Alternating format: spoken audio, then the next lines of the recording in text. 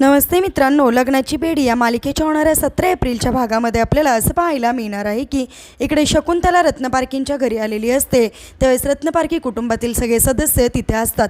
त्यावेळेस शकुंतला फारच चिडलेली असते आणि ती म्हणते की रुक्मिणीला की मला माहिती नव्हतं की तू एवढी खालची पातळी गाठशील।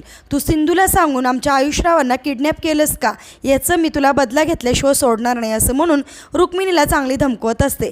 त्याच वेळेस सिंधू तिथे येते आणि सिंधू म्हणते याला म्हणतात चोराच्या उलट्या बोंबा, यांनी काहीही केलेलं नाही आणि आयुषला कोणी किडनॅप केलं आहे ते मी शोधून काढणारच। त्यानंतर लगेचच राघवसुद्धा तिथे येतो आणि राघवसुद्धा असं म्हणतो की आयुषला आम्ही किडनॅप केलेलं नाही आहे, पण आयुषला कोणी किडनॅप केलं आहे ते तर आम्ही शोधणारच आणि याच्या मागील खरा सूत्रधार कोण आहे, खरा गुन्हेगार कोण आहे ह्याचा सुद्धा आम्ही शोध घेणार, असं म्हणून आता चक्क सिंधू आणि राघव खरा गुन्हेगार कोण आहे याचा शोध घेताना आपल्याला पाहायला मिळणार।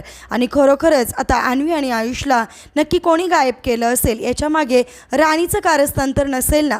तुम्हाला काय वाटतं कमेंट करून नक्की सांगा आणि असेच मालिकेच्या पुढील अपडेटसाठी तुम्ही आपल्या रंजक मराठी चॅनेलला नक्की सबस्क्राईब करा।